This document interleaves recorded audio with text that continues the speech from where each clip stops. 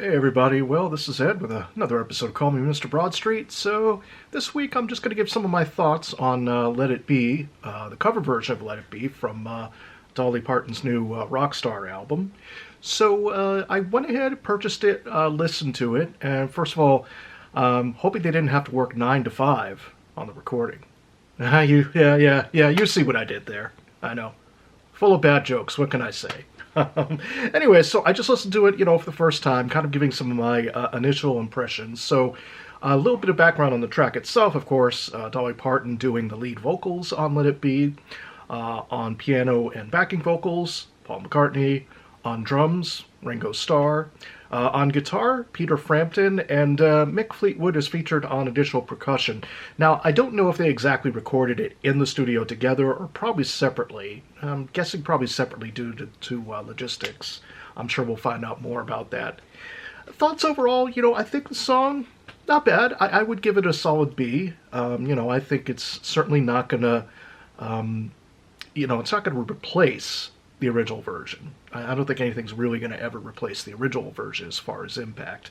Or certainly even the 1985 version of Let It Be at Live Aid, even though that vocal was actually re-recorded the next day because of the technical issues that went on with Paul's performance at the concert. So like I said, solid B. I think it's not embarrassing.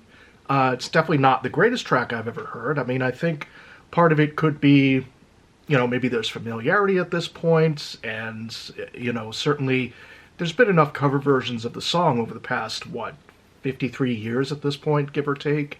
A lot of good cover versions out there as well, so this one sits nicely among everything. As I also think about it, it does make me curious to see what the rest of the album might hold. More than likely, yes, I'll probably end up picking up some sort of physical copy to have in the collection. I guess I tend to be a bit of a completist. That's just me.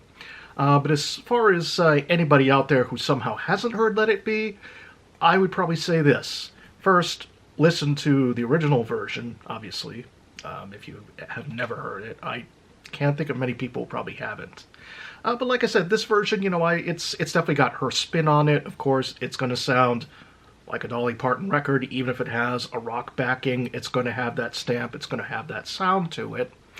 As I've said, it really, it doesn't feel embarrassing. I think, surprisingly, Paul's vocals were pretty good. Pretty good match for Dolly's lead vocals. I was kind of pleasantly surprised by that.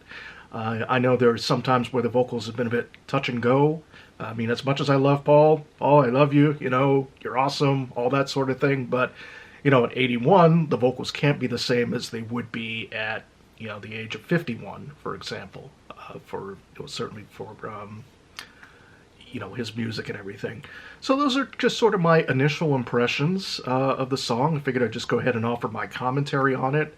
I'll be unloading and unboxing more content, next week and in the coming weeks as well.